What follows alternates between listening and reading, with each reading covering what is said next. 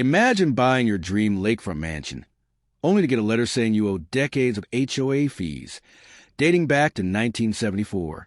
That's exactly what happened to me.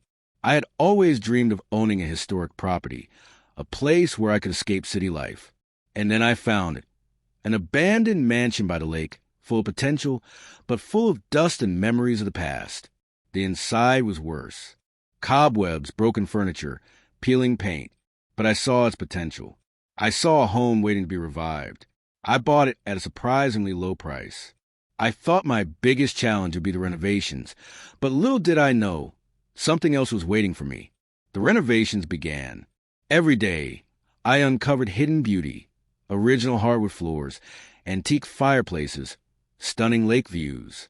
Neighbors were welcoming at first. They admired my dedication, my efforts to restore the mansion to its former glory.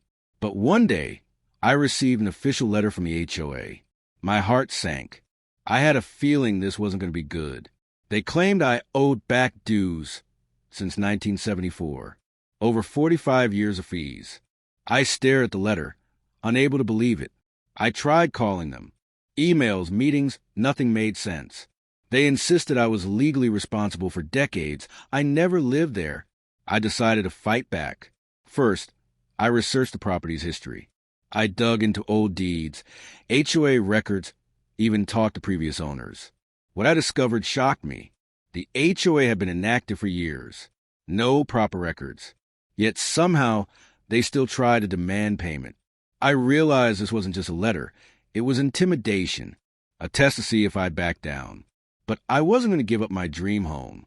With a lawyer, I filed disputes, citing lack of legal standing and missing records.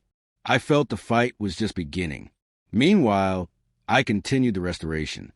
The mansion started looking alive again. Fresh paint, polished floors, restored gardens. Neighbors were talking now. Some were curious, others skeptical. Rumors about the HOA dispute spread quickly. The HOA sent more letters, each more aggressive. I realized they weren't expecting someone to fight back. I invited the HOA representatives to the mansion. I wanted them to see firsthand that I was restoring the property, not destroying the neighborhood. They were stunned. The mansion looked beautiful, alive again. Their argument about neglect suddenly seemed weak. The lawyer presented the evidence. Decades of inactivity, no legal claims.